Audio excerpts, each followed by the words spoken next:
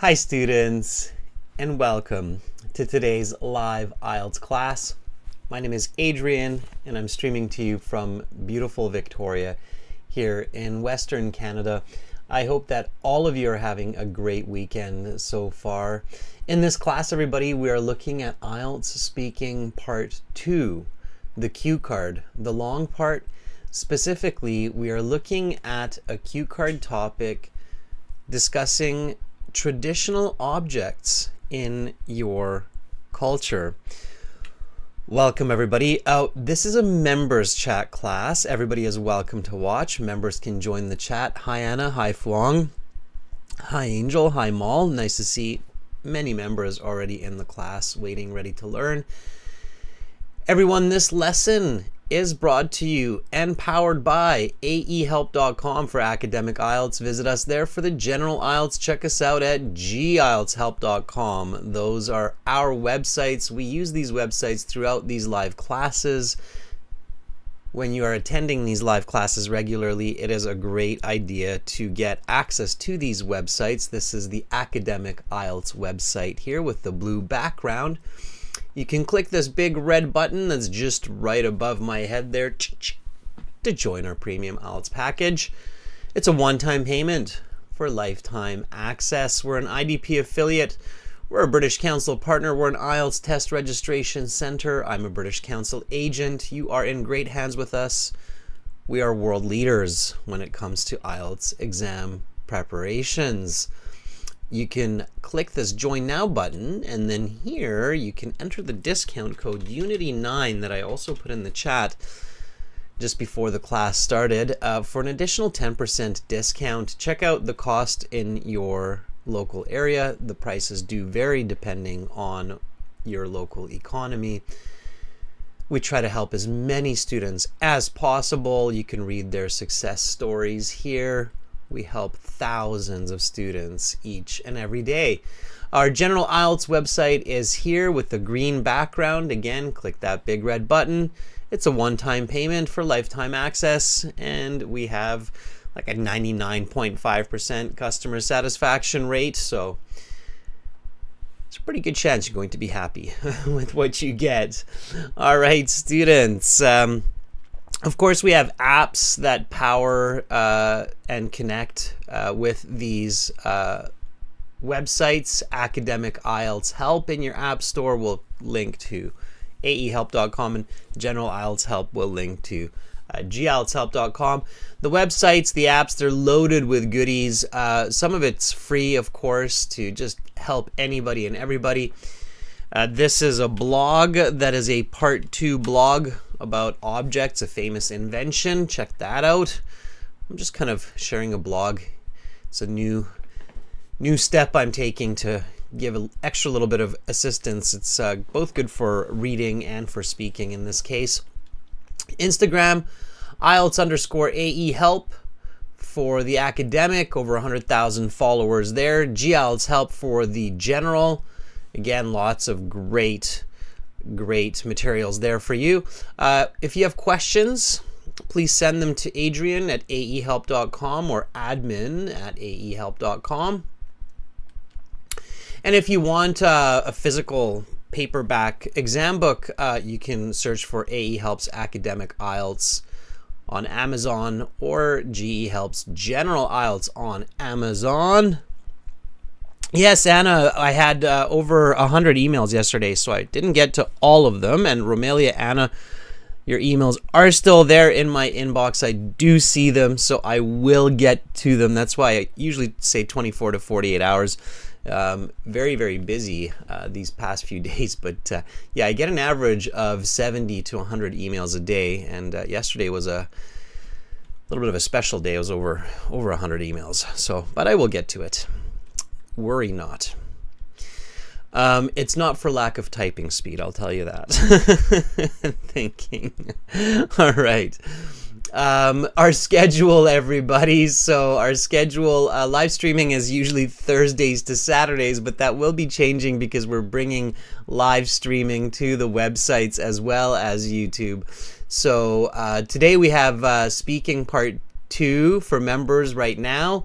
This class will be followed by speaking part 3, so make sure to watch. Speaking part 2, speaking part 3 are connected. The IELTS examiner will tell you at the end of speaking part 2 that speaking part 3 questions are connected to the topic of part 2. No class Sunday, Monday, Tuesday, Wednesday this week. That's kind of usual up until now, but again, that will be changing very, very quickly here.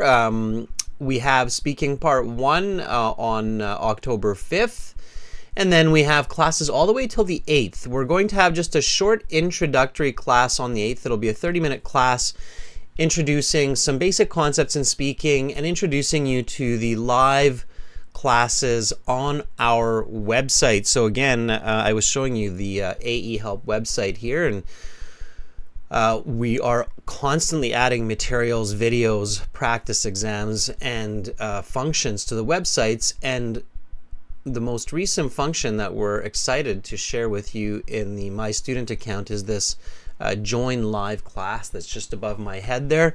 That button will become active on the 8th, and you will have a live class experience through the website. So make sure to mark that in your calendar, everybody. And by the way, you can get the premium access to these websites through YouTube as well, or I should say through Shopify. You see the products on YouTube. All right, Mal, send your homework. Don't be shy. don't not send it for my sake, okay? All right. Students, fresh video coming out soon for you here. In the meantime, this is the video we published last week. It's a speaking video. I just put it into the chat. Check that out when you have a minute. It's a fun video. It's got some great answers for you there to practice with some subtitles. And this is our IELTS Speaking Part 2 cue card for the day. All right, let's do this. Here we go.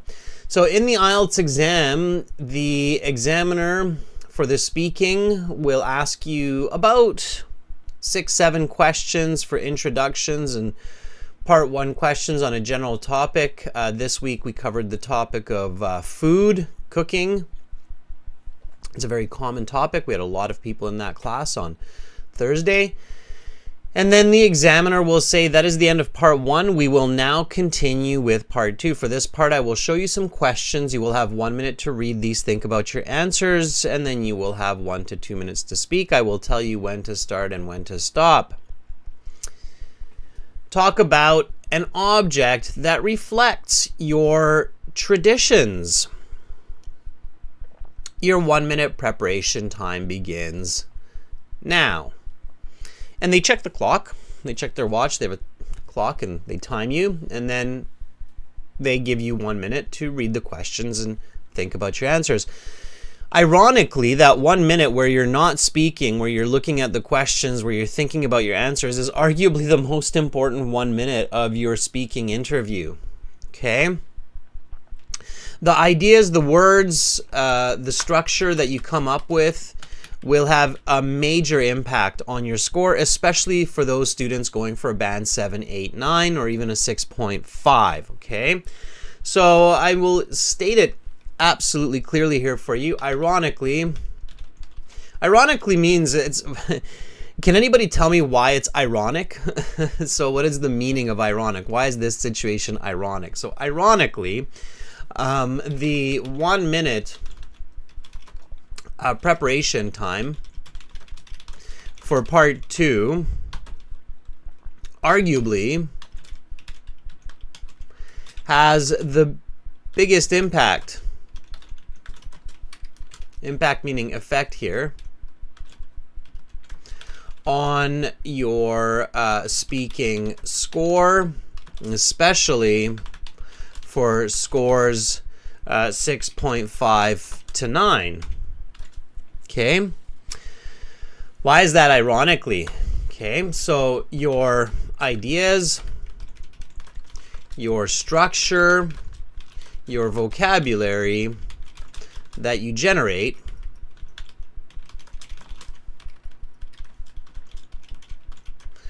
has a strong deciding factor on your speaking section score.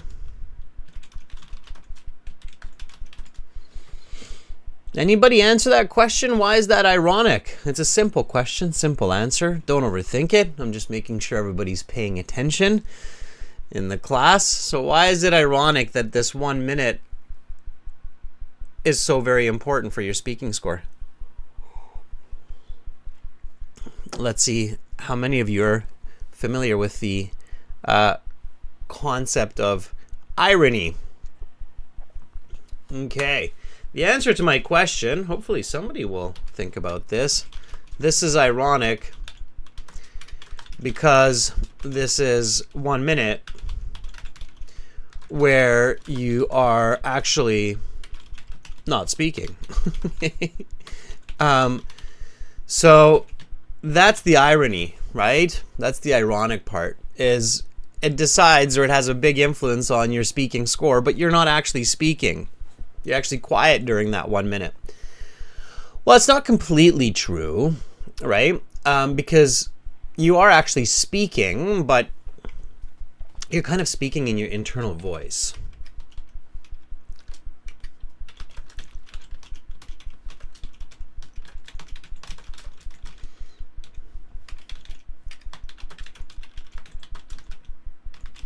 You are kind of having an internal dialogue, if you will.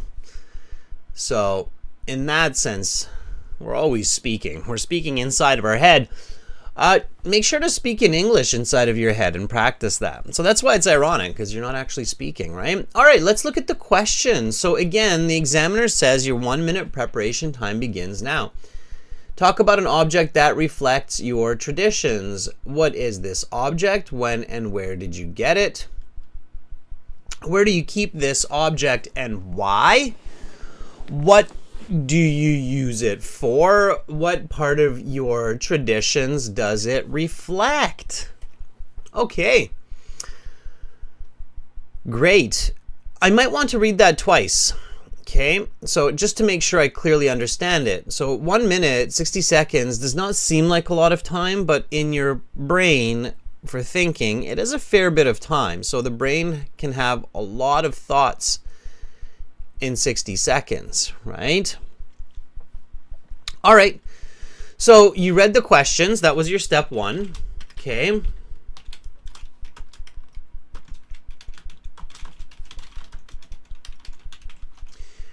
Step two is identify the category and the tense. What's the category here, everybody? Is it a person? Is it a place? Anna says, read the question twice. Yep, that can be a very good idea, Anna, 100%. So what's the category here? Person, place, it's an object. That's right, Fuang. Thank you. I see, Fuang, that you fixed your laptop, so definitely we'll check and see if your microphone's working and what's happening. Okay, Fuang, so yes, it's an object. And when you describe an object, everybody, so again, in IELTS, for those of you who are familiar with this, you know that there are 5 categories. You could be talking about a person, a place, an idea, an event, or an object, or a little bit of a combination, but usually one of these categories dominates the ideas. So in this case, it's an object. It's an object of tradition, right? It's an object that reflects your traditions. So Domenico says we should talk about its origin, so where this object comes from. We should talk about its appearance, absolutely. Especially in this case, I'm sure you realize that a traditional object often has a unique appearance, and so it would make a lot of sense here to clearly describe for your listener what this object actually feels and looks like, right? Okay. It could be a food, you're right, and a food is a kind of object. So its origin, its appearance, what else? Okay, that's 2 of 5. There are some other aspects here that we need to include. So we talk about its origin, where we got it, when we got it, right? Those are all the origins. And you notice that the question asks for those. Obviously, it's logical. What is the object is kind of like its description, its appearance, if you think about it that way. And when you're practicing for the IELTS, you will notice that when the topic is an object, the questions in various ways basically ask you for this information. When and where did you get it is the origin of the object, right? Yeah, Domenico says its function and its usage. Yeah, so how is it used and where do you use it or why do you use it, right? So it's usage. So how do you use it? A lot of times candidates forget to talk about that. They talk about an object and maybe your examiner is not all that familiar with this object and they kind of really don't have an idea of how to use it because they have never owned one or they've never seen one, right? So you need to describe its usage and then you need to describe its function, so what you actually use it for, right? And then one more step, everybody. What is that? Often people forget the most important concepts. So you have its origin, you have its appearance, its usage, its function. You should remember, students, that there's about 5 different points like this for each category, okay, except maybe for people. For people, it's appearance and characteristics backed by action, so it's 3. But for objects, places, ideas, events, there's about 5 different points that you have to. Yeah, so Domenico says your experiences, absolutely. And another way we could say that is its value, right? So the value, the experience, what does it mean for you, right? And in this case, that's absolutely true because it's an object that reflects your tradition. So what is the value of this object for you? What is its worth for you, your culture? What are your experiences with this object? Okay. All right. And then we also want to talk about the tense here, right? So by tense, we mean verb tense, of course. So are you talking about the past here, the present, the future, all 3, just 2, okay? You can't just talk about the past, present, and future mindlessly because the question might not ask you about that. So let's take a look at this question here. It says, what is this object? That's present tense, right? Okay. When and where did you get it? That's past tense, right? Where do you keep it? That's present tense because you keep it there now.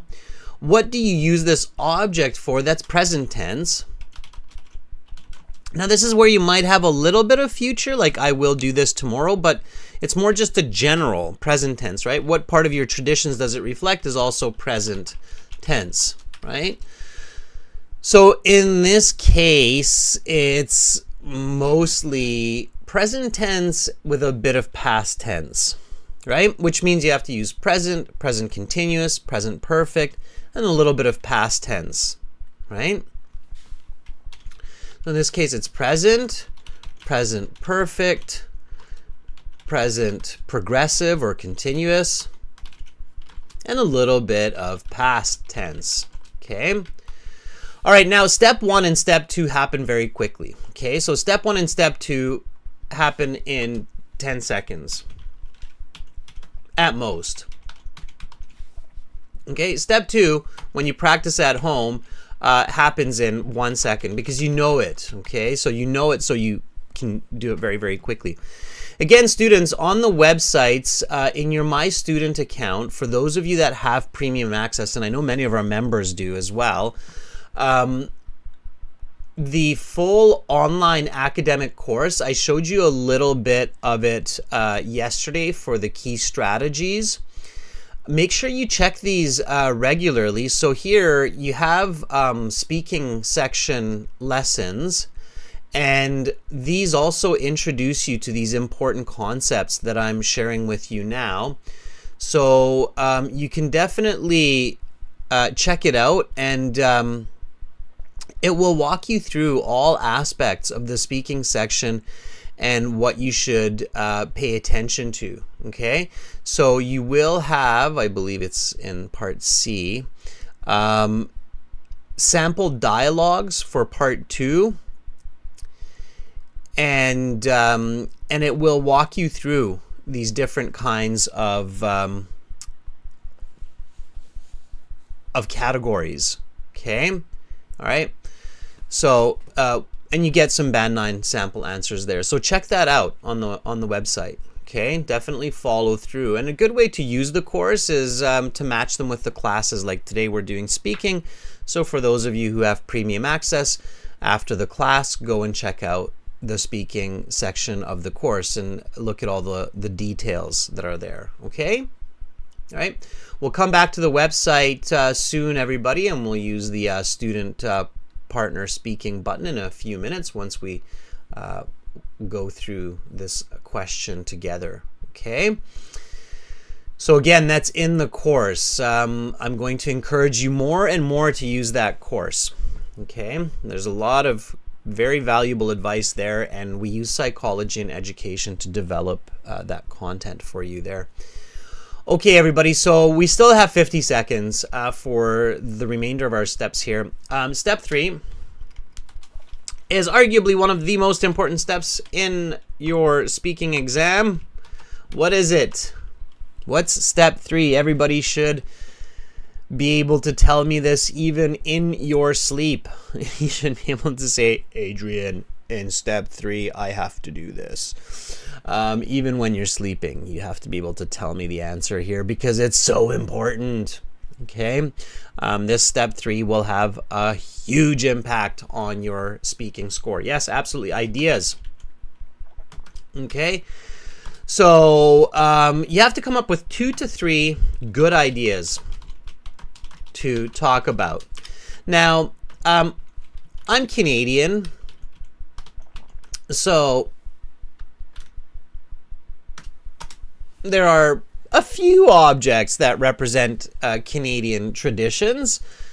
Canada is a relatively new country, so maybe not as many as other countries, but we have a few objects that represent our culture and our history.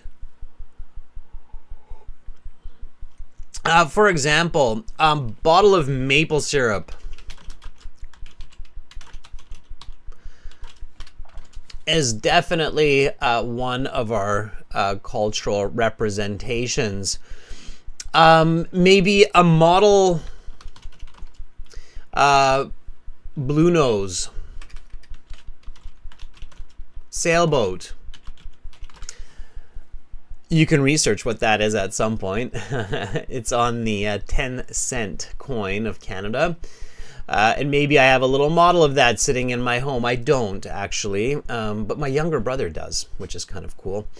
So a model blue nose sailboat. And then the other one is a pair of skates. It's what I have on the thumbnail today. And maybe some of you are thinking, why does Adrian have skates, ice skates on that thumbnail? Well, ice skates arguably represent the traditions of many, many Canadians. So a bottle of maple syrup we talked about, I believe, maybe a couple months ago. And so today I'm going to talk about a pair of ice skates and how ice skates represent Canadian culture. Okay, so Anna says an embroidered traditional towel for Anna, and Anna, I believe, is from the Ukraine. Elizabeth says the flag. Yeah, Elizabeth says flag. Flag could be a very quick, easy thought, especially if you can discuss it, right? So the flag, make sure you know the meaning of your flag. I know that sounds strange, but some people don't. So if you look at the Canadian flag looks like this. It's got the 2 red sides, right? and then it's got the maple leaf in the middle. Oh, let me see if I can quickly draw that tricky maple leaf. Okay, so it's got the maple leaf in the middle and the two red sides, and the two red sides of the Canadian flag represent the oceans, the Pacific and Atlantic Ocean. And then the maple leaf represents, of course, the continent and the provinces and territories of Canada. So each of the points on the maple leaf represents a province or a territory. Now, originally we had 2 territories and 10 provinces. Now we have 3 territories and 10 provinces. So the maple leaf doesn't actually match anymore, the number of points. And of course, the maple leaf being connected to the maple tree, which is connected to the maple syrup. So a lot of symbolisms there in the Canadian flag. Okay. All right. So make sure that if you choose to talk about your flag, you know what your flag clearly means. Okay. All right. So we have flag, we have embroidered towel. Okay.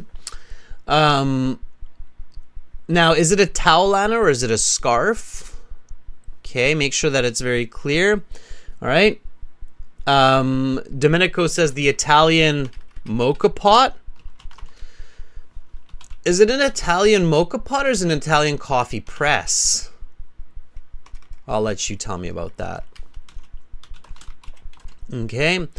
All right. So lots of objects. Choose carefully. I choose a pair of ice skates. So then step 4 is notes. Okay. Useful notes. All right. So useful notes means that I'm going to talk about its appearance, its origin, its use or usage, its function, and its value. Okay. And I might just write down these letters like that on my note paper so I can do a little bit for each. Okay. Carbon fiber, blade, strong laces. Okay, so I'm putting down notes that help me give more details and speak fluently. All right, that's the trick here. So I'm putting down notes that help me to speak more fluently. While I'm doing this, members, make sure to choose your topic, choose carefully, choose an answer that you know lots about. It's relatively easy for you to talk about it. And it's somewhat original, so not everybody's going to talk about it. The flag might be tricky because the flag might be really popular. It might be a topic that a lot of people will choose to talk about. So think about that, okay? All right. Anna says it's a towel from my great-grandmother. Awesome, Anna. Sounds like a real treasure. Okay. All right. So its origin, funny enough, is actually Amazon. I got my most recent pair of skates on Amazon because I know exactly what I want to get. So Amazon. And it was actually 4 years ago now. So just in September 2019 during COVID, I got my last pair of ice skates. Okay, how do you use it? All right, thick socks, tight on the old ankles. Okay. Practice. Skill. Okay, you can't just jump into a pair of ice skates and fly along the ice, so you have to be careful, right? You have to practice a little bit. Its function. Okay. Well, skates can be used for, of course, a lot of activities. Hockey is one of them, right? But I'm not going to write down hockey because that's something I will talk about. I know that if I talk about skates and about Canada and about traditions, I know that I'm going to talk about hockey. So I'm not going to actually write that into my notes. I just put that into brackets for you to think about, but I would not put that in my notes in the real exam because it's wasting time. It's definitely a topic that I will talk about, okay? Now, if you're the forgetful type and you're like, well, I'm so nervous I might forget to talk about hockey, and then maybe write it down, right? But exercise, family fun, so fun skates are two that I would probably write down, okay? And maybe also teaching my kids because I teach them to skate, right? Yeah, I got them kind of just at the start of COVID there, Mal. So I didn't actually, they're still semi-new because I didn't get to use them all that much for the first little bit. Yeah, Domenico, espresso maker. That's what okay, yeah, the Italian espresso maker. That's what you're thinking about. Okay, and its value to me. Okay, well, obviously it's a lot of fun. So I'm not going to write down fun. Again, I would just put fun into brackets. And it's camaraderie. Okay. It's also patriotism. Right? So those are two words that I would write down for the value of hockey skates for me. Why? Well, arguably Canada is one of the strongest, if not the strongest countries when it comes to the sport of hockey. It claims more gold medals and world championships in hockey than any other country, including the US. And the best hockey players in history are Canadians. Canadians love their hockey. We even say hockey. It gives a sense of national pride and patriotism, right? So Canadians are very proud that they're a strong, competitive nation in hockey, right? It's kind of like Argentina and Brazil to football, right? Camaraderie means that when I play hockey, I get to hang out with my friends or I get to hang out with my family when I'm skating, and it helps us to create strong bonds. Okay? So obviously this is an object that I can talk about that represents traditions and cultures of Canadian people. And now I can get to step 5. Step 5 is a very important step. What is it? What's step 5? Okay, hopefully everybody, again, you should be able to tell me step 5 even when you're sleepwalking. And you should be able to say, to come up with your first sentence.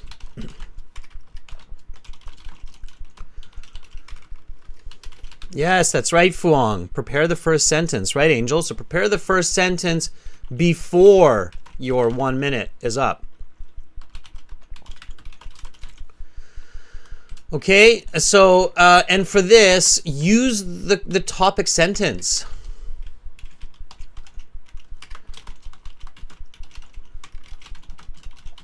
Directly, okay? So directly, it means use the words from the topic sentence, okay? So here, let's look at the part 2 cue card again. All right, it says, IELTS speaking part 2, talk about an object that reflects your traditions.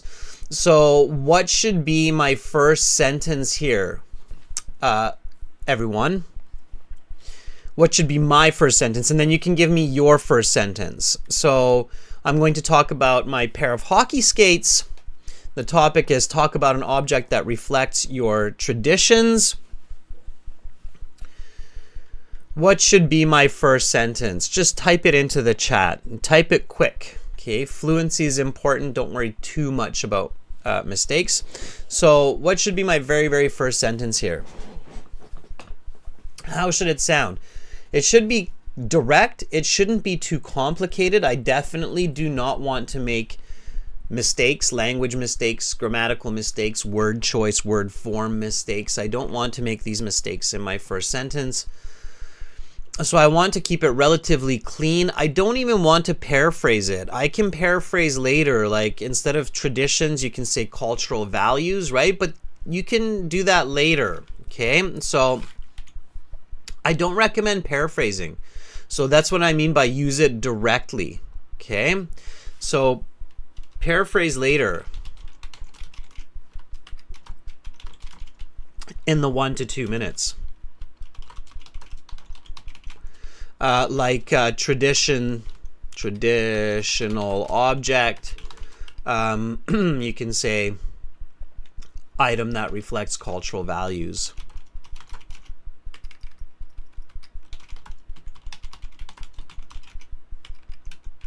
Okay. Anna says, an object which I will be taking is embroidery traditional towel belongings to me from my feet grandmother. Okay. So Anna, this is what I mean about too complicated. So this is Anna's first sentence. Anna says, an object which I will be talking. Okay. So first of all, Anna, this should be an object which I will be talking about is an embroidered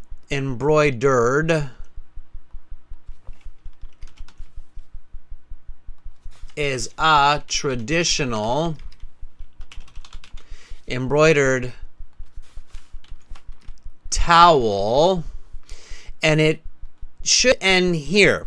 Okay, so this part here is also wrong, Anna. So Anna, this is not a good start. Okay, I'm just being very direct with you, right? So this would be like a band 5 at best. Okay, numerous mistakes, both with content and grammar and words. Okay, so there are lots of mistakes here, Anna, but we're here to help. We're here to clean that up. So we need to make this a lot simpler. So Anna, the way that this should read is like this. An object that reflects my Ukrainian tradition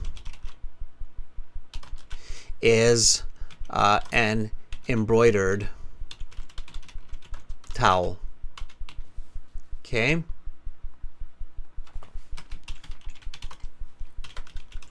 And some of you are thinking, that's a band 9 start. Yeah, it is, because it answers the question directly, and there are no mistakes. Now you can get fancy. Now you can include more vocabulary, complex compound sentences. But at this point, Anna, this is what I would like you to produce. A very clean, to the point sentence.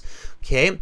Generally, like here, Anna, you say an object which I will be talking about. So if you take public speaking classes, okay, in public speaking classes, the expert will tell you when you're giving a presentation, don't tell your audience what you will talk about, simply talk about it. Okay, public speaking, expert advice.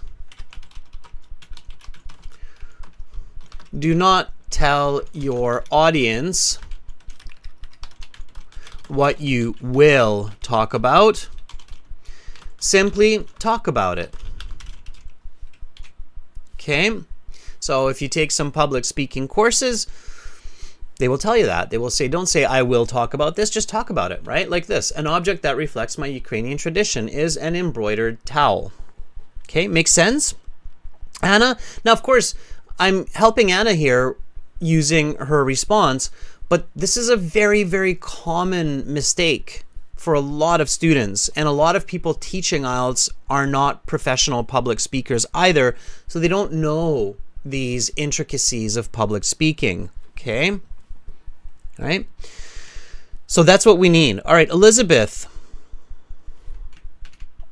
is giving us this answer here.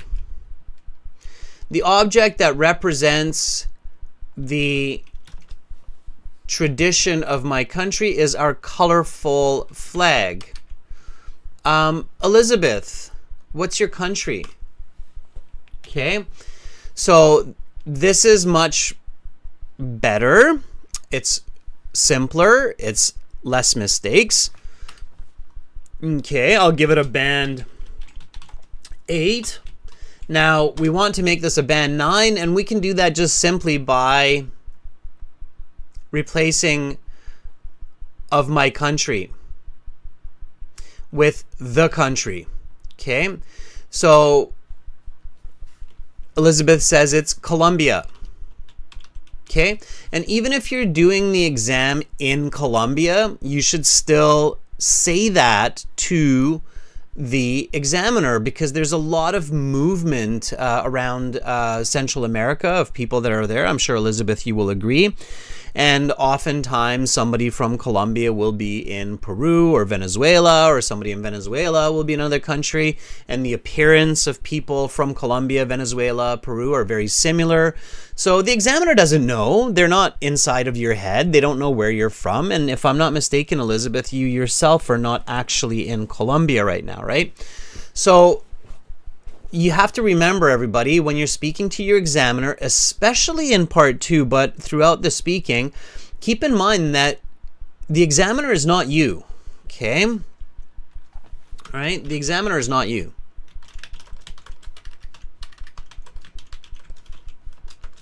Speak clearly and with detail. Okay, Elizabeth says yes, right. Yeah, and Elizabeth, see, I remembered that you're not actually in Colombia at this time too, right? So you want to say that, right?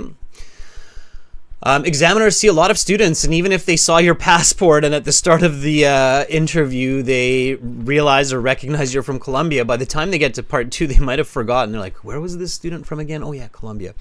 Now I'm sure you'll eventually mention it, but you might as well directly state it right away at the beginning, okay? Of course. All right, so that's what we want, okay? All right, so we want that very kind of direct answer.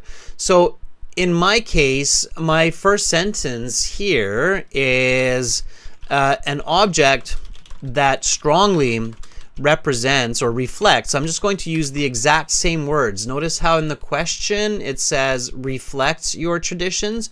I'm not even going to paraphrase reflects with represents. I'm just going to say reflects, okay? So the examiner is 1,000% clear that I understood this question and I'm talking about this topic, okay? So, an object that strongly reflects my Canadian, and I could say roots here as well instead of traditions, but I'm going to stick to traditions. Traditions is a pair of hockey skates.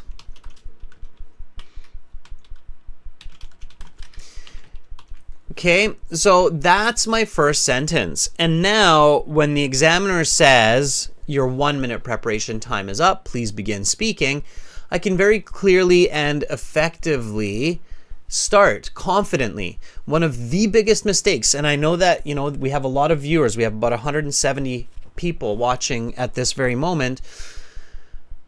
So for all of you watching, know that the most common awkward mistake in the IELTS speaking, especially part 2 here, is awkward delayed starts. Okay?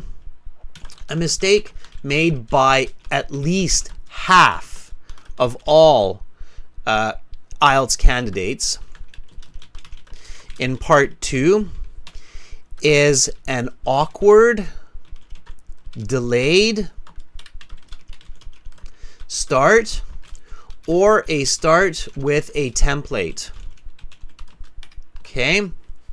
This is way too common in the IELTS, okay? And it leads to lower scores, okay?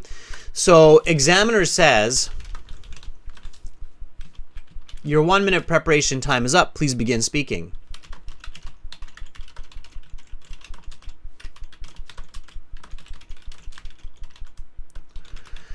And then the candidate does this. Well,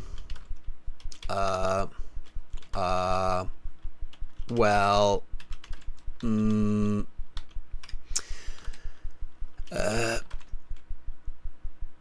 then, like, no joke, I've counted often, at least 5 to 10 seconds pass, if not more. I've even counted 20, 30 seconds oftentimes. So 5 to 10 seconds pass. 5 to 10 seconds in a 1 to 2 minute response is way too long. It's very awkward. Okay. So you don't want that. All right. Okay.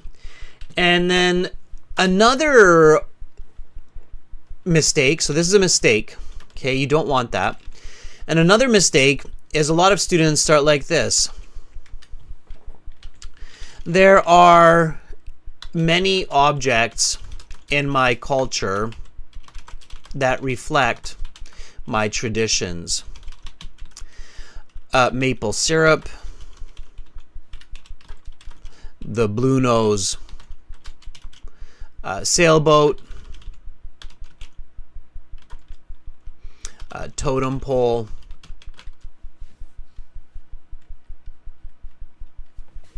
but the one I would like to talk about today is a pair of hockey skates. Okay. Whoa, he just took 30 seconds to give me the answer to the first question. Okay. So, talk about an object that reflects your traditions. That's just one question. Okay. You can't take 30 seconds to get to that answer.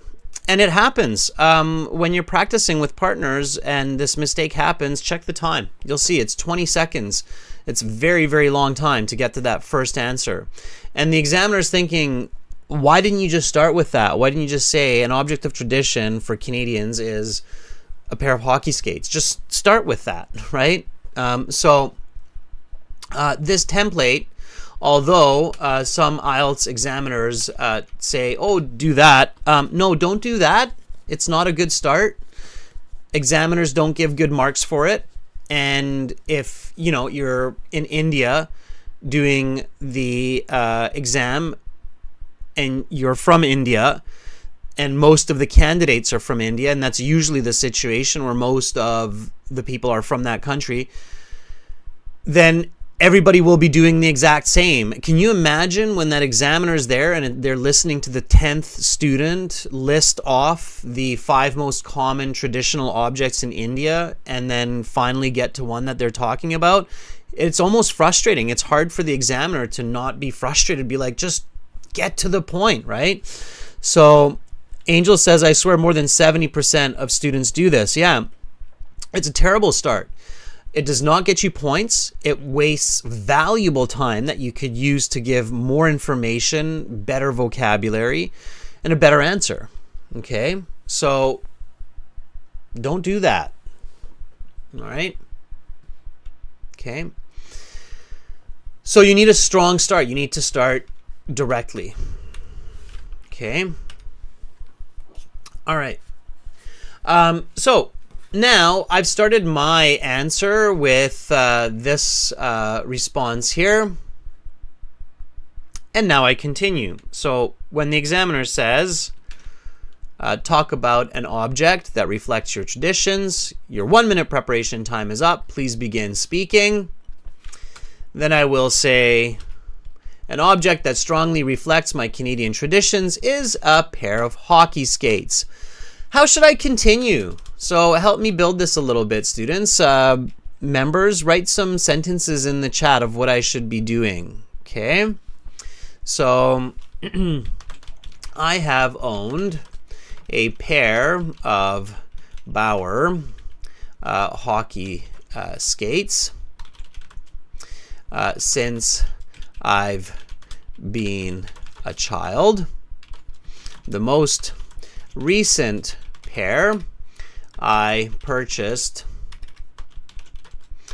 from Amazon about 4 years ago, in September at the start of the hockey season. Okay, give me some sentences. So give me some sentences of how you would start this, okay? All right.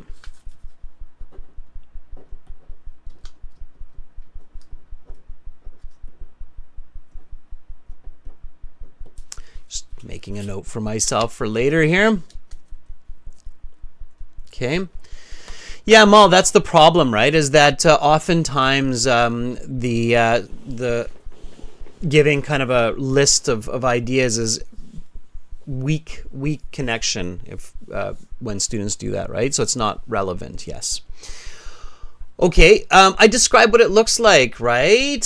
So these skates are black, made mostly from carbon fiber, plastic, and the blade is made of steel. They have very thick, strong laces, so I can tie them tightly. This is important so that my ankles are very secure. Okay.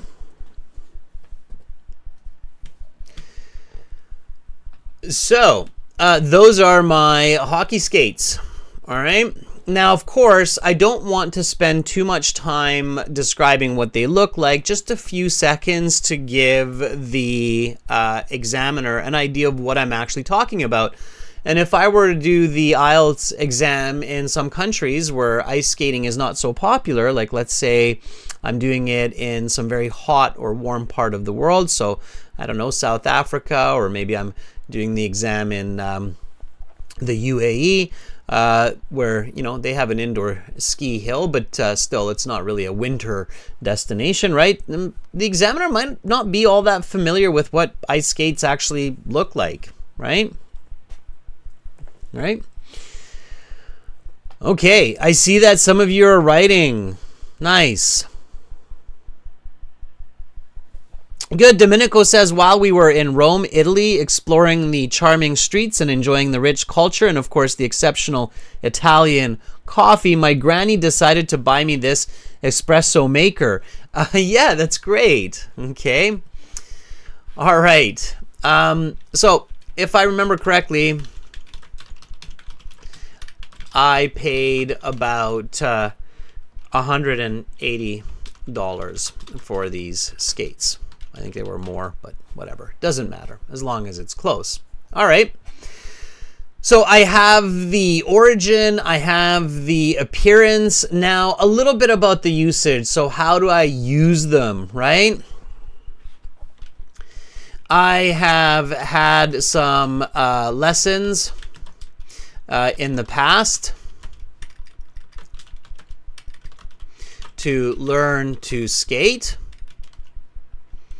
And I have played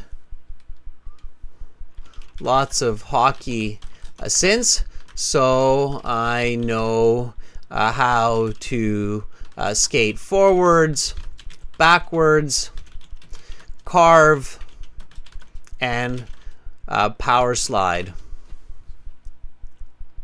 or stop. Okay. All right, so again, very quick here, all right? I want to make sure that I'm always keeping in mind the topic of the question, which here is reflecting traditions, all right? So an object that reflects my Canadian traditions is a pair of hockey skates. I have owned a pair of Bauer hockey skates since I've been a child. The most recent pair I purchased from Amazon about 4 years ago in September, at the start of the hockey season.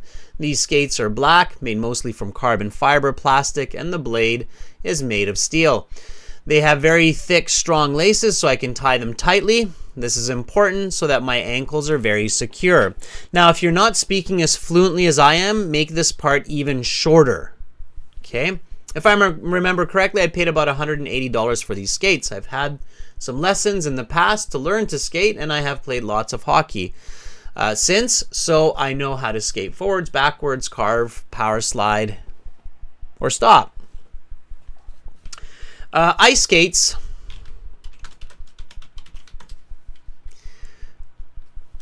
represent Canadian culture because much of the country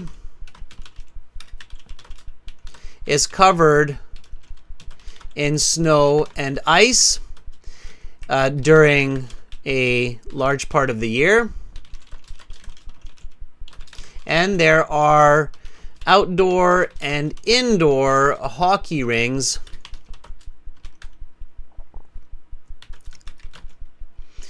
around every city and town. Canadians are very proud of their hockey teams and extremely patriotic when it comes to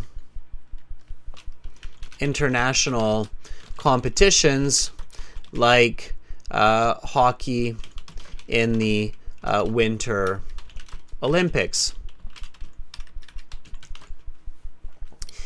Indeed, my friends and I will sit with great excitement to watch these games, and often our hockey skates will be not far away from the TV set.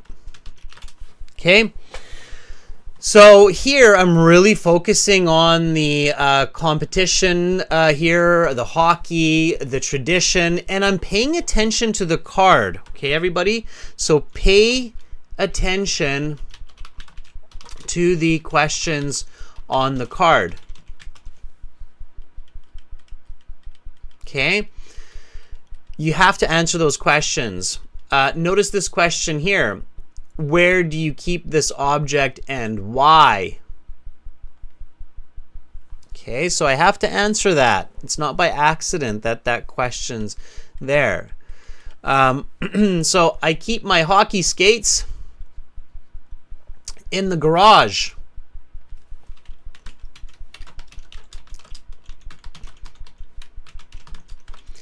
In the garage, in a special bag to keep them dry, so that they do not get stinky.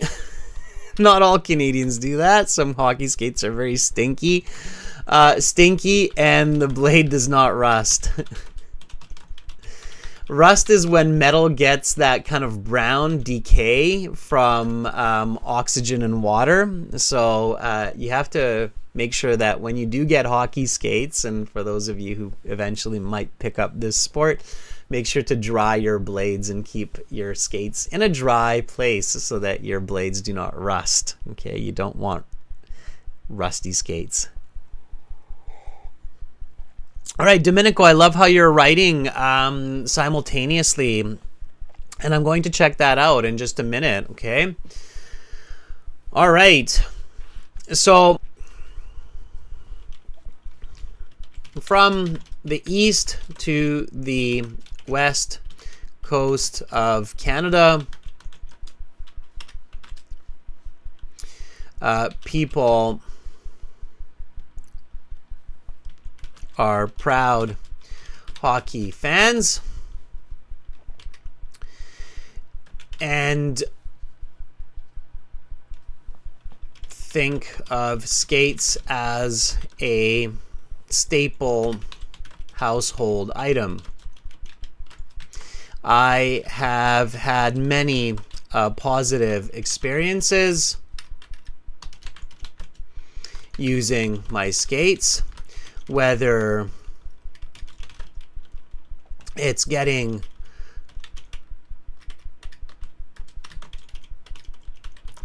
exercise or having a family fun skate with my children.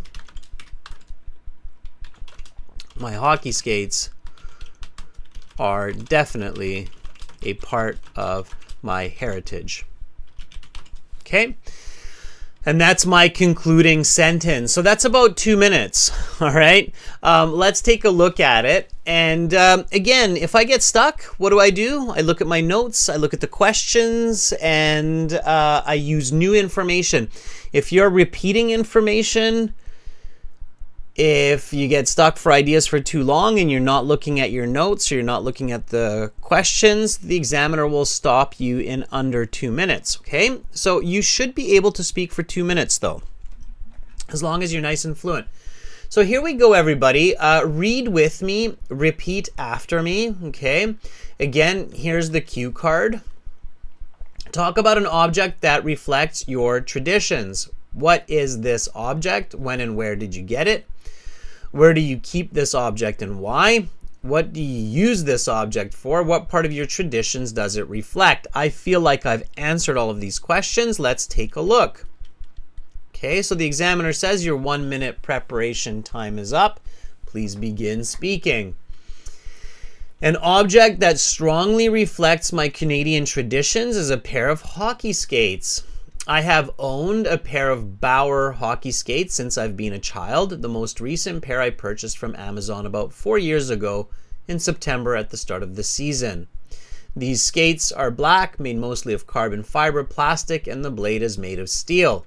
They have thick, strong laces so I can tie them tightly so that my ankles are secure. If I remember correctly, I paid about $180 for the skates. I've had some lessons in the past to learn and played a lot of hockey since. So I can skate forwards, backwards, carve, power slide, stop. Ice skates represent Canadian culture because much of the country is covered in snow and ice during a large part of the year. And there are outdoor and indoor hockey rinks around every city and town. Canadians are very proud of their hockey teams and extremely patriotic when it comes to international competitions like hockey in the Winter Olympics.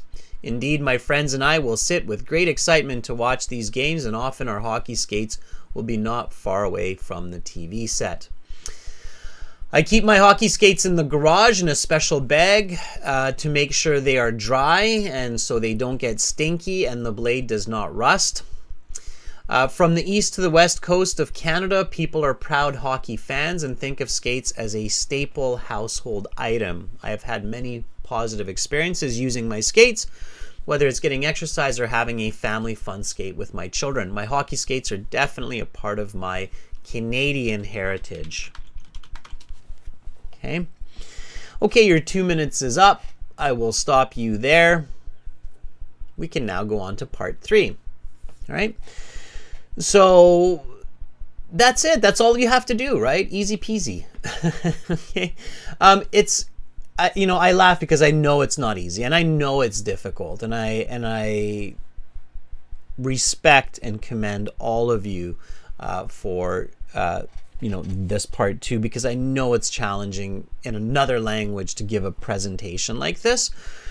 However, with the right structure, with the right strategy, you can create these kind of mini narratives relatively easily. Okay? All right. Domenico, I'm going to take what you have written, and this is why I'm encouraging members to do this so that we can go over it. Okay? And I think Domenico has kind of mostly done the same with an Italian espresso maker. I think, Domenico, this is the topic you chose last time when we had this, and it's good, it works.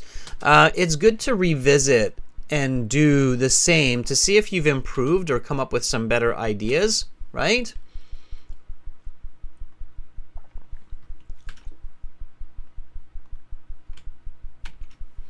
Okay.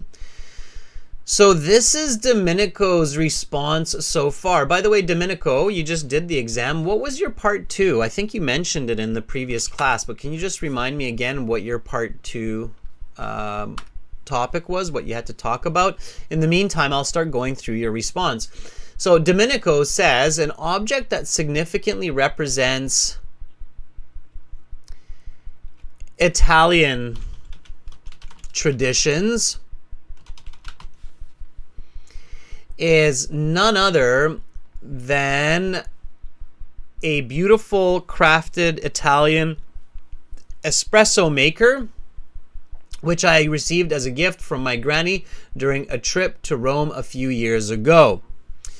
Good. While we were in Rome, Italy, exploring the charming streets and enjoying the rich culture and, of course, the exceptional Italian coffee, my granny decided to buy me this espresso maker, as the mocha pot generally has an hourglass or octagonal shape, depending on the brand.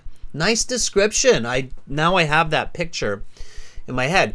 It typically consists of 3 parts, which are a bottom chamber for water, a funnel for ground coffee, and a top made of aluminum or stainless steel, which gives them a shiny metallic appearance. Yes, they're quite pretty, aren't they? I keep this mocha pot in my kitchen, displayed proudly on a shelf. Really nice, really nice. I love this part, displayed proudly. You could also say displayed patriotically. Okay. Patriotism is when a person is proud of their country. That's your patriotism. You're a patriot when you're proud to be that nationality. So you can display it patriotically as well. It's not just a functional coffee maker. It's a piece of Italy that reminds me of our family's Italian heritage. I use the mocha pot regularly to brew some espresso to perk me up when feeling a bit drowsy. To perk me up when I'm feeling a bit drowsy in the afternoon. Personally, I love the aroma of coffee that wafts throughout the house. Throughout is one word, Domenico. Throughout the house. For sure, this espresso maker is an object of tradition that comes to mind when I think of my Italian roots. And then you finish your 2-minute response. And in this way, Domenico, you've done a fantastic job, and provided that you say this in a nice, fluent way, that would be a band 9. Okay? That would definitely be a band 9 response. All right? So very nice, Domenico. That's a very nice response talking about an object that reflects your Italian traditions. Yeah, definitely. All right? Okay. Well done. Angel says, great as always, dude.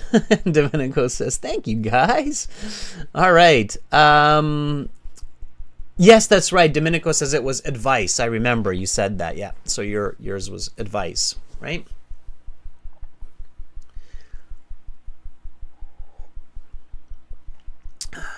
All right.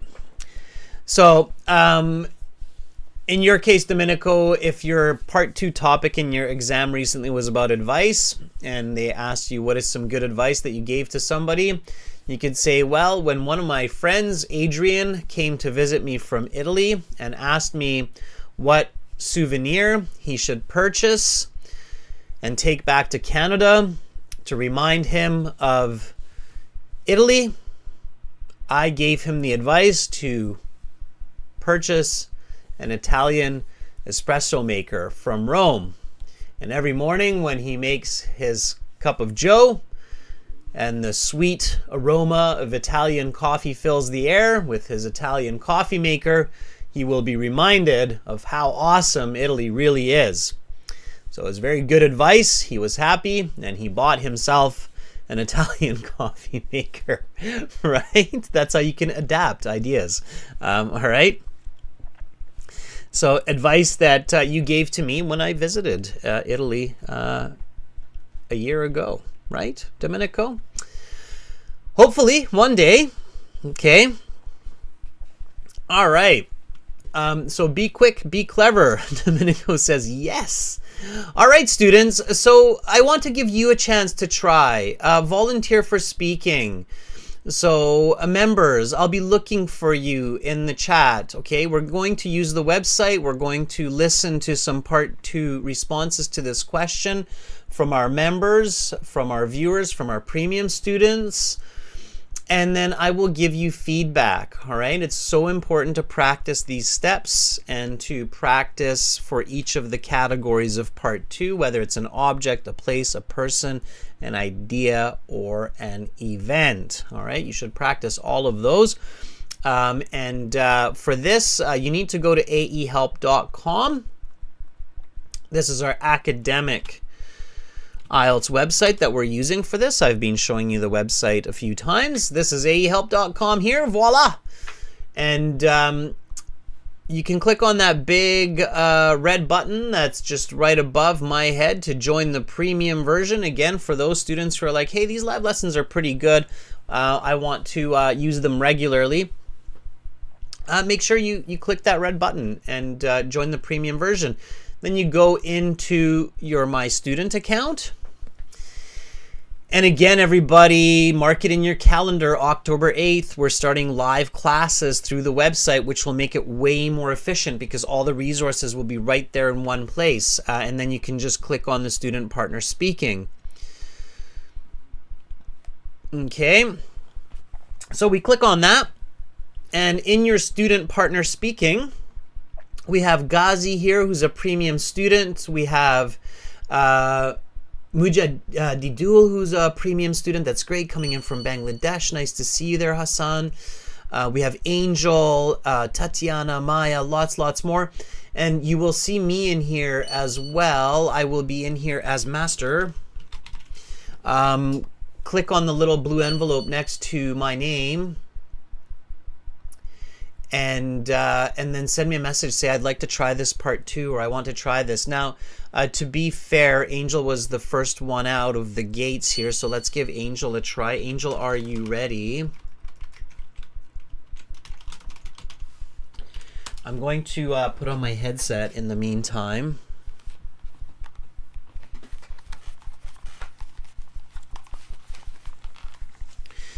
All right, let's do this.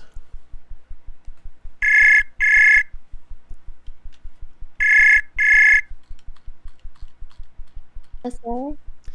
Hi, Angel. How are you? I'm doing great. How about you? I'm doing fantastic as well. All right. Angel, are you ready to tell us about an object that reflects your traditions? Of course, yes. All right. Okay. Sounds good. So I've brought the cue card questions back up on the screen. And the reason that's important is you definitely want to check and make sure you answer all those questions, okay? Okay, sir. In the 1 to 2 minutes. I will start you off. And the reason I'm not asking you where you are from is because that should be very obvious from your answer. Okay. If we don't find that out, then obviously that's a problem. All right, so here we go, Angel. I'm going to start you off. Are you ready? Yes, sir.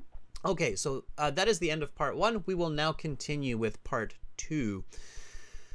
Talk about an object that reflects your traditions. Your 1-minute preparation time is up. Please begin speaking. An object that I have in my own apartment that can clearly illustrate Iranian culture is none other than a Persian hand-woven carpet. This tangible piece of art conveys Iran's long art civilization as it dates back more than 1,000 years. It features intricate and eye-catching patterns, which make it hard to believe that someone has woven it carefully without getting help from machines. As an Iranian, I must confess that many of Iranians have this priceless object in their home without exception, either as a decorative item or to cover their floors. I have one in the middle of my own bedroom, and after moving to my new apartment, I ordered it in October 2022 from a well known Iranian artist who weaves carpet in his own um, cottage industry. On the whole, Persian carpet depicts artistry, and harmony and represent our cultural identity. As our ancestors started this booming industry many years ago and tried to depict their extraordinary sense of art by waving these carpets and passing it down from one generation to another. It's definitely a remarkable part of my Iranian heritage. Okay, your 2 minutes is up. I will stop you there, and we will now continue with part three. I will ask you some questions related to the topic of part two. All right. Angel, that was fantastic. A big thumbs up for you. Really, really wonderful response. I would say that you would score a band 8 for that, no problem. Some examiners might even give you an 8.5. I would be surprised if an examiner would grade that under 8, because arguably that is very good English, and it's very good English with very good content, right? So you're talking about the Persian carpet. Now, there are a couple of interesting points on choosing the Persian carpet as your response. If you're in Iran, I might not choose it, because I would imagine that a lot of Iranians Yeah. would talk about the Persian carpet.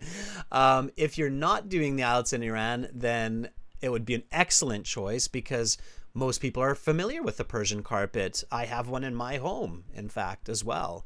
Oh, So the Persian carpet, or the Persian rug, is extremely well known around the world. It's commonly found in other cities and countries around the world. We have a beautiful shop for Persian carpets here in Victoria as well. So it's well known. So it's easy to picture, easy to identify with. You used a lot of really good vocabulary. Okay. One aspect that I felt was kind of missing, okay, which, if I'm being super picky, and this is where band 9 is subjective, and everyone should know this, that band 9 in writing and in speaking is somewhat subjective to what the examiner is thinking, okay? What I mean by that, Angel, is when the examiner thinks about a band 9 for your response, they're thinking, if I spoke about Persian carpets, what would I say? Okay. And I would probably say much of what you said very well. Okay. And you use some really good vocabulary, like it's a priceless object. It's either decorating their homes or on the floor. But I felt one piece was missing, that I was like, well, if I'm going to give Angel a 9, if I'm going to call this an expert response, I really want to hear at least a part of this in there. What do you think that is, Angel? What do you think I felt was missing? And it's content. So some of your vocabulary was a tiny bit off, or your grammar, but it wasn't any major mistakes there. Overall, it was quite good. It was more this little bit of content that I felt was missing. What do you think that is? um, maybe I could talk about its appearance. Exactly. See, and this is why I didn't tell you the answer, because I know that when you think about it enough, you recognize what that piece is.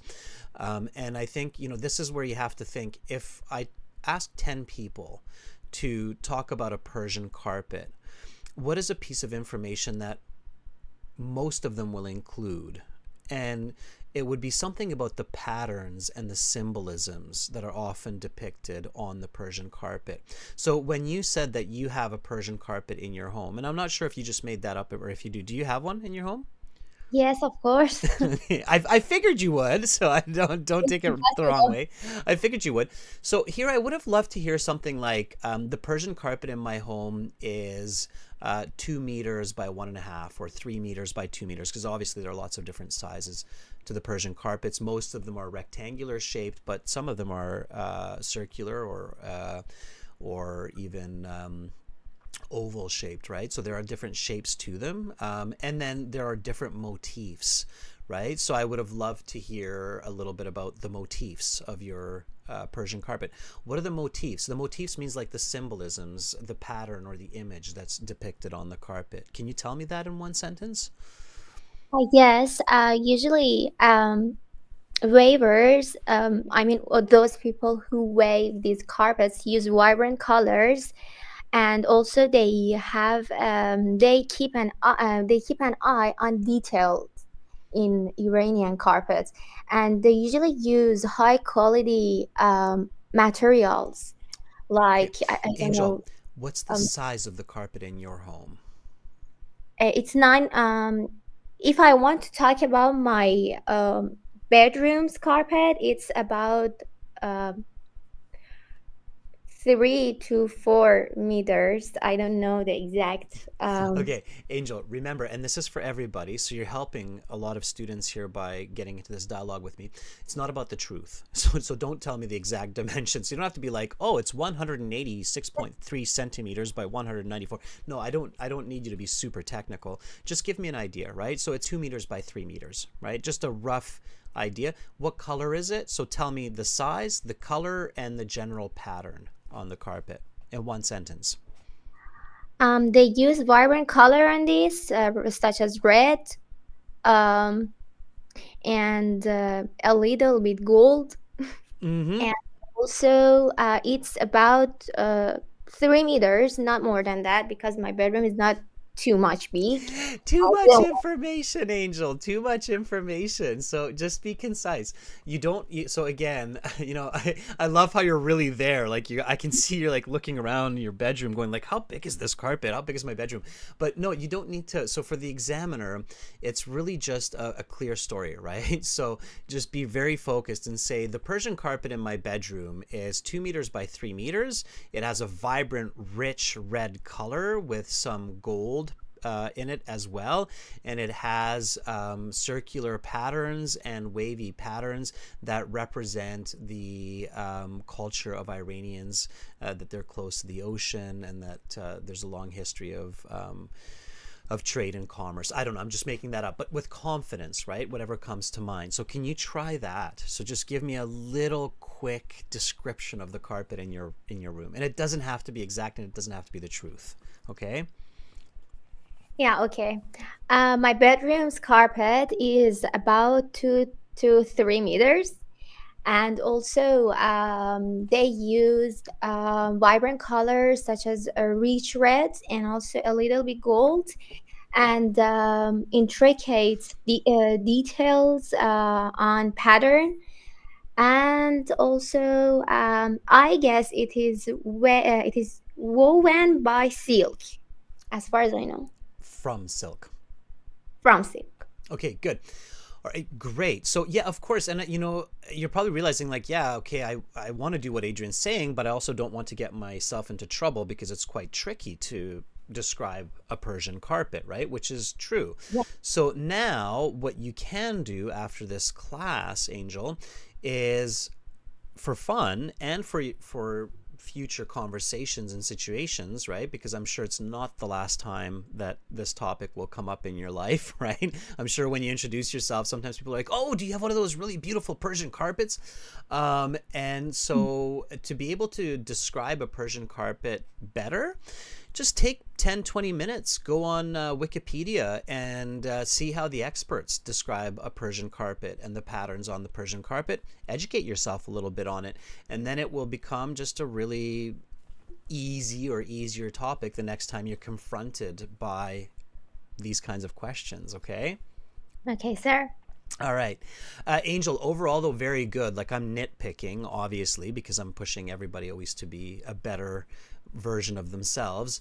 So I'm nitpicking. You did an outstanding job. That was the one element that I felt was kind of missing, was just that visual clarity of your Persian carpet. Okay?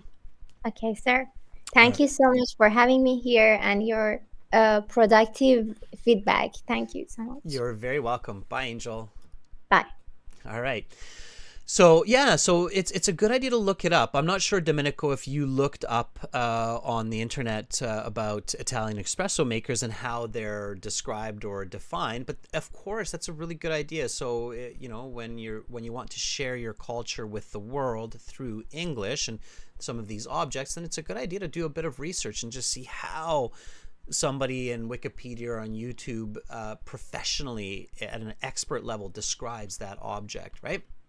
Okay, Fuang fixed her computer, so let's see if Fuang is there. Are you ready, Fuang? Okay, hopefully we can connect with Fuang. And yes, good job, Angel Ghazi. Thank you. Absolutely. Let's give Fuang a thumbs up. Okay, Fuang says yes. So let's reach out to Fuang. Oh boy, time is flying, isn't it? All right. Fuang, I don't hear you, and I don't think that was a microphone issue for us anyway. I still think it's a connectivity issue. I can't hear you, Fuang. Can you hear me? If you can hear me, then that's something interesting. But if you can't hear me, can you hear me, Fuang?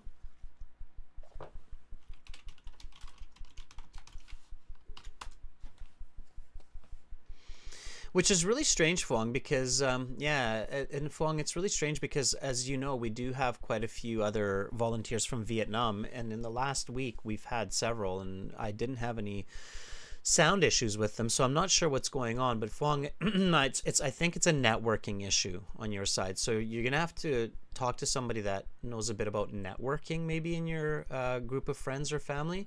So check the networking. Okay, it's got to be networking. All right, Ghazi, let's see what's going on with Ghazi today. Ghazi, are you ready? Ghazi's going to sit his exam here fairly soon again. So let's reach out to Ghazi. Ghazi is a member, a premium member, very studious. He's on the east coast of Canada, so probably was able to empathize with the skates there.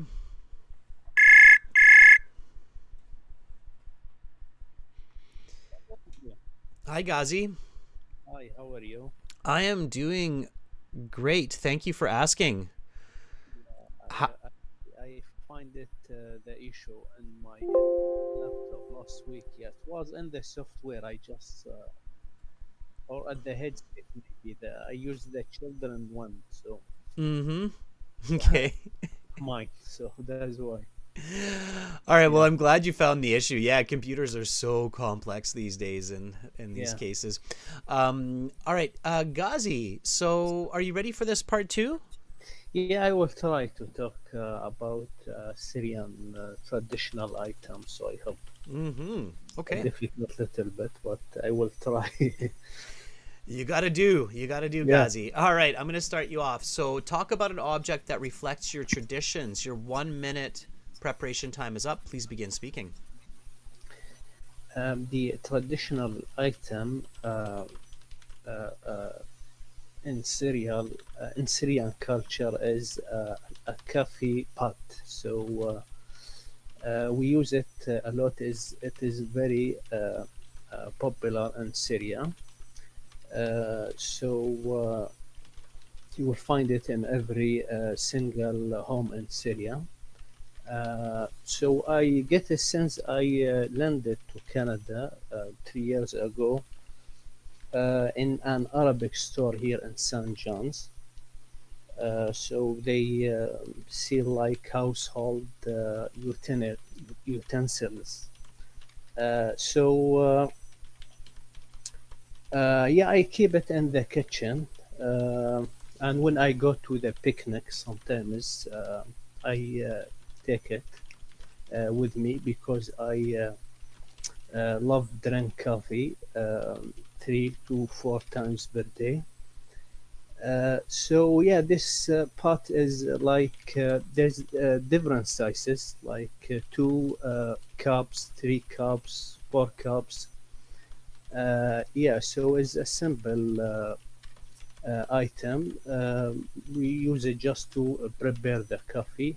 Simply just put it on the stove and add some water, uh, like 5 minutes until the water start boiling. I add 1 spoon or 2 spoons of coffee. Uh, yeah, so yeah, there's two kind. There's some of they made from the stainless steel, some from the copper. Uh, yeah, I use it for coffee, especially when someone come to visit me. Yeah, this coffee pot is common in Syria, and it is reflects respect for guests and a good hospitality in our culture.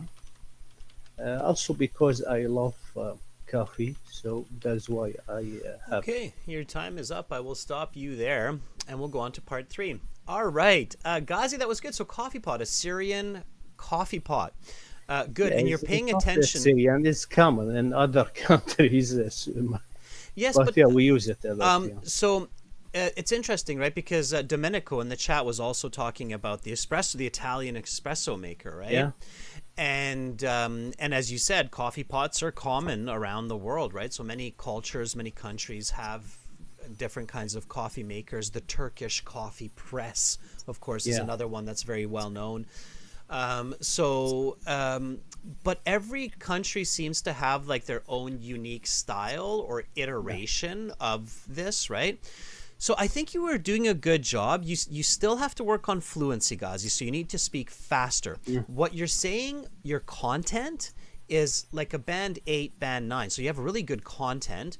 You just need Okay, more of it to get a band 8, band 9. So you need to speak faster so that you can include more information, right?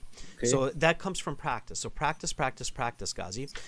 Now, here again, if I want to be nitpicky, right, just like I was with Angel, I would say that, okay, you're doing a great job and you're answering the questions, you're telling me where you keep it, why it's important. I love how you finally realize that, okay, it shows hospitality, it's a social item, so it's used when friends or family visit, to create a social feeling of sharing a pot of coffee, right?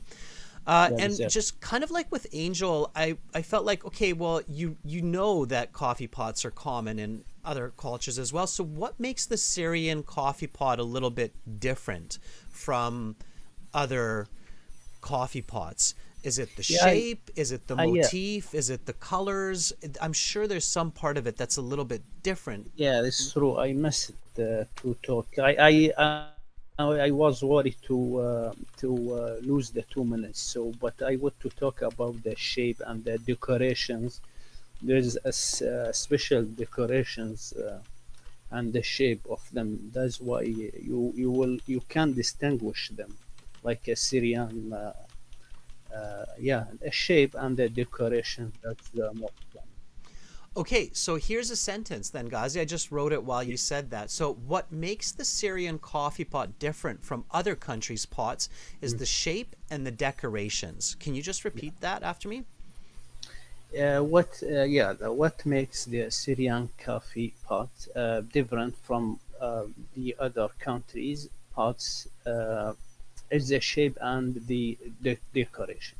Okay, good. And then think about what those are. So, your homework, just like for Angel, the homework is to do a quick little bit of research on Syrian coffee pots Yeah, in English, of course. So type into Google, right? Syrian coffee pot, and I guarantee you that Google will spit out at least a yeah, dozen pages that nicely describe what the Syrian coffee pot looks like and how it's unique and maybe a little bit of history about it, so that the next time this comes up in conversation, whether it's with your Canadian friends in New Brunswick or your colleague, you can say, "Oh yeah, the Syrian coffee pot's a little bit different. It's got a unique shape. It's shaped like and I'm sure you'll get some very good words from Mother Google on how to describe it." Okay. yeah. I will. All Thank right. you for that. Okay. Ghazi, thank you for sharing that. And you know what? You got me curious. I'm going to check myself what a Syrian coffee pot looks like because I'm curious how it differs from other pots now. So, Yeah, sure. Yeah. all right, Ghazi, have a great rest of the day. Come back for the part 3 class coming up next. You Okay. too. Okay. Thanks for having me. Ed. Absolutely. Bye, Ghazi. All right, that was really good. Yeah, so thumbs up to Ghazi. All right, students. I see you, Pavan. I see you, Maya. I see you, Tatiana. Mujadidul, I see you as well, and I'm gonna definitely give you a chance because I know you've been very adamant to try. That will be in the next class, okay, for the part 3 questions. So practice whatever you wanted to say for part 2 in the 30-minute break, and then make the connection to the part 3 questions that are going to come up. Maybe, just maybe, some of you can do what I suggested to Angel and Ghazi, which is do a little bit of reading on that traditional object in the 30-minute break and figure out how those objects are described in English. For example, on Wikipedia. So when you're talking about it, you can use some outstanding vocabulary and content to describe objects like a Persian carpet or a Syrian coffee pot. Okay, everyone? So again, I'll be back in 30 minutes for speaking part 3. Remember to check out aehelp.com, gieltshelp.com, aehelp.com for academic IELTS, gieltshelp.com for general IELTS. Those are our websites. They power these live classes. And we will use this function that you just saw in the next class. You can sign up for free. And the next class, everybody can join the chat as well. So I will be back in half an hour, a little bit less, 25 minutes. And I look forward to speaking with you more. And we're going to focus a lot on student and peer speaking. Bye for now. See you shortly.